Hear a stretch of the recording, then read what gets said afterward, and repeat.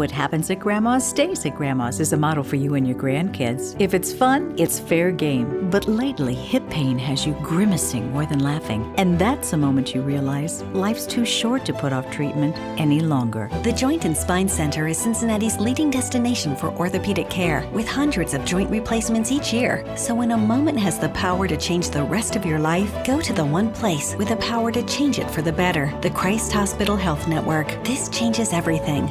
The Pound This Podcast is brought to you by the Christ Hospital Health Network. This is the Pound This Podcast, episode 593, Acid Reflux and Your Diet with Dr. Esther Cheng. I want to lose weight, but I don't know how to get started. What should I meal prep every week? How do I get those sweet booty gains? Inspiration for your healthy lifestyle. The Pound This Podcast with Amanda Valentine. Thank you so much for listening to the Pound This Podcast. I'm Amanda Valentine. My guest today is Dr. Esther Cheng from the Christ Hospital Health Network. How are you, Esther? I'm good. How are you? I'm good. So tell me a little bit about you and your background and what you do at the Christ Hospital. So I originally am from Indianapolis and then came to Cincinnati for medical school and then off to Chicago for residency in ENT at Loyola. And then I did a head and neck cancer fellowship at Northwestern. So my husband and I both just moved back here to Cincinnati a few months ago, and we're actually both at the Christ Hospital, but I will see all different kinds of ENT complaints. And then I have a specific interest in head and neck cancers as well. So I see all kinds of things. And one of the things that we do see very commonly is people with reflux, whether or not they realize that it's reflux. Well, yeah. And since you bring up specializing in head and neck cancer and reflux, I just recently, like in the past couple months, know somebody personally that was having a couple problems swallowing, thought there was just like some heartburn stuff, and he has esophagus cancer or whatever the correct term of that is. And like, just, that's really horrifying of like, wow, if just like, it just seems like it came out of nowhere. Like, and I was just talking to him a couple weeks ago and I'm like, did you feel fine the rest of the year? He's like, yeah, I thought it was fine. And all of a sudden, bam, now I'm in chemo. And I'm like, how often do you see things like that where it's just, oh, I just have heartburn, it's acid reflux, no problem. And then it's like, no, this is a more serious issue. Yeah, it happens from time to time. It's definitely more common to have something like reflux, but occasionally you'll see that person who has something more severe. And sometimes it's hard to know who has a more serious issue and who has a more benign issue. And usually it's just sort of going through the history and just making sure you've kind of nailed down some of the worrisome symptoms, and then obviously doing any sort of further workup with scans and things like that. And that's how you find the more severe issues. But yeah, it's definitely more common to have things like reflux than it is to have an undiagnosed cancer. So when do you know officially, I guess, give me the official definition of having reflux, of just, you hear the term heartburn. You hear people, I have spicy foods, I'm going to eat some hot Cheetos or whatever, and I'm going to feel this. Like, at what point is it a medical issue and not that you're just like eating crap that your body doesn't agree with? Yeah. So I would say a lot of people have it, and more people have it than they realize. And it's not just about actually feeling the heartburn in your chest. People can have acid that comes up from their stomach and irritates their throat and their voice box, and they don't actually feel the heartburn. But then they'll have symptoms. Commonly, we see people coming with symptoms of, yes, they'll have trouble swallowing, but the most common symptom is that they feel like something's stuck in their throat, like they have a lump in their throat. And usually people point to sort of the bottom of their throat or the mid portion of their throat as to where they feel this lump. Commonly, other complaints are people feel like they have a lot of thick phlegm back there, and they're constantly clearing their throat, and people are often hoarse. So it's usually a combination of some of those symptoms. Sometimes people have all of them. Sometimes people only have a couple of them.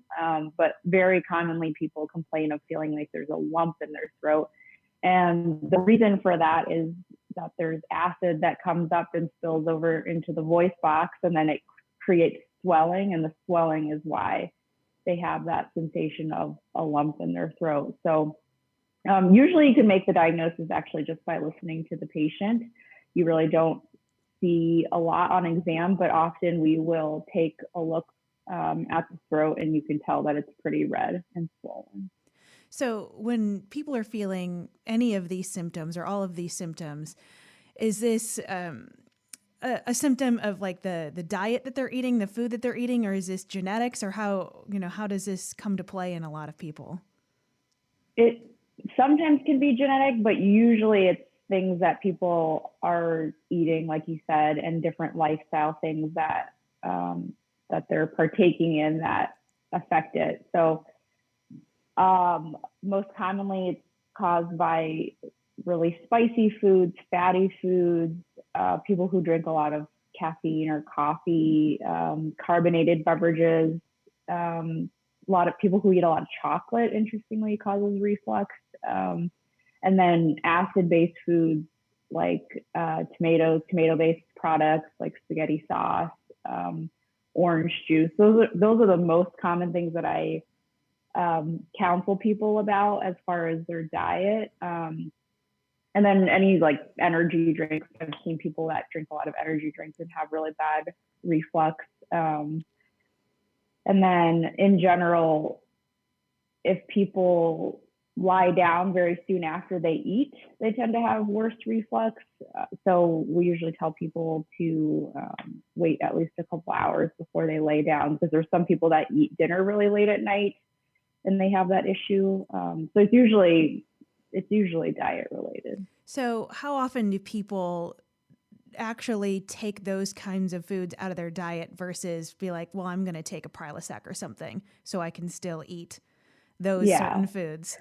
Because it feels like that's, I know someone personally who had really bad reflux, and instead of just not eating the foods that triggered it, he would just medicate himself so he wouldn't feel it. Yeah.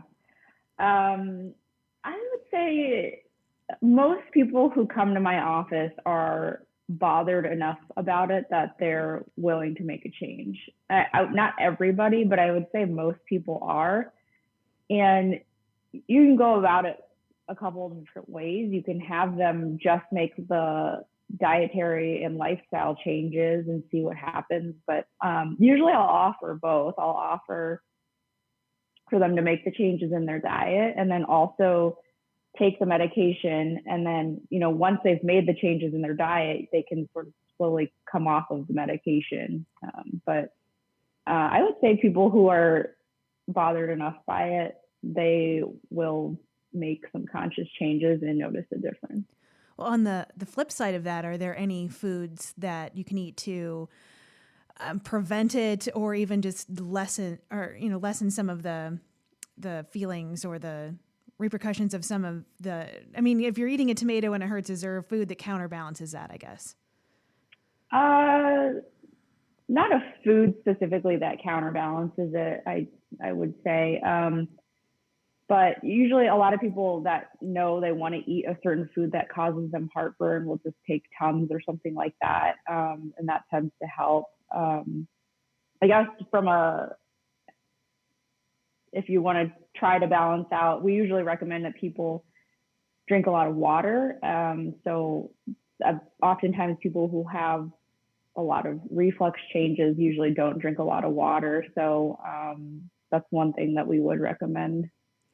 Yeah, I do like that this is so much tied in to diet.